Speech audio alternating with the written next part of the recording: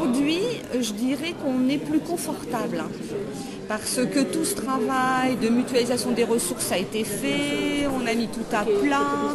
La technique, on a compris parce qu'évidemment, on voulait faire comme tous les bons formateurs, il n'y avait que nos ressources qui étaient les bonnes, donc on voulait créer nos ressources. C'est très bien, on a mis les mains dans le cambouis. Aujourd'hui, on revient un petit peu en arrière en disant qu'il y en a d'autres qui font ça très très bien, de numériser des ressources. Et ce qui est important, c'est la valeur ajoutée qu'on va mettre autour. Et du coup, je dirais que ce qui est plus confortable, c'est que le formateur est rassuré. Il y a 10 ans, il avait peur qu'on lui prenne sa place. Il voulait convaincre qu'effectivement, la place du formateur, c'était pas possible de la remplacer par les technos.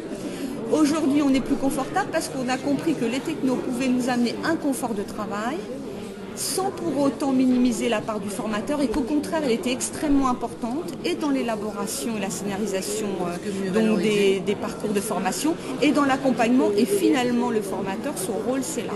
Et je crois que c'est ça, se rassurer sur ce rôle d'accompagnement des stagiaires. Non, on n'a pas viré les formateurs comme les caissières en passant par les caisses rapides. Non, non, non, au contraire, peut-être même on les a impliqués énormément. Pour une raison aussi toute bête, c'est que probablement une chose qu'on dit souvent, c'est que le métier de formateur est un métier complexe. Ça n'est pas la même chose que de passer à un produit sur une... C'est pas de la transmission de savoir et je m'arrête là, c'est plus complexe que ça. Et quelque part, on redonne à mon sens les lettres de noblesse au métier de formateur qui n'est pas qu'un transmetteur, mais qui est bien quelqu'un qui est capable d'apporter de la guidance, Et ça, vous le ressentez aussi. Oui, oui, et je pense que c'est pour ça que les formateurs s'impliquent aussi dans les projets. C'est parce qu'ils ont compris que l'ennemi, c'était pas la techno. Non, c'était un outil pour parvenir à un résultat. Et je pense qu'ils sont d'autant plus convaincus qu'on arrive à leur dire, maintenant, on a peut-être des solutions pour faire d'autres choses, ou alors dites-nous ce que vous aimeriez faire et éventuellement, on peut voir s'il y a un outil en place.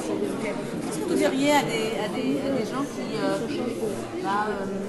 sont encore dans ces peurs-là ou dans ces angoisses-là? Ce serait quoi le conseil ou la chose que vous pourriez donner à des gens qui n'ont pas encore démarré? Alors, le conseil, ça serait de dire, bon évidemment, la peur n'évite pas le danger, mais on peut comprendre qu'il y ait des freins, mais c'est peut-être d'y aller sur des toutes petites choses. J'ai parlé tout à l'heure sur l'intervention, par exemple, de Skype. Ça a été le premier élément où tout le monde a adhéré. Alors que ce n'est pas en soi quelque chose d'extraordinaire. Certains connaissaient, utilisaient. Et quand on a compris qu'effectivement, plutôt que de déranger une collègue en frappant à la porte, que ce soit l'administratif ou le pédago, ou de systématiquement passer un coup de téléphone, on pouvait juste avoir une réponse rapide. Que quand on était en délocalisé, on était toujours en lien avec sa structure. Des petits trucs rassurants. Et puis tiens, avec mes stagiaires, je pourrais le faire éventuellement après. Bah oui, pourquoi pas.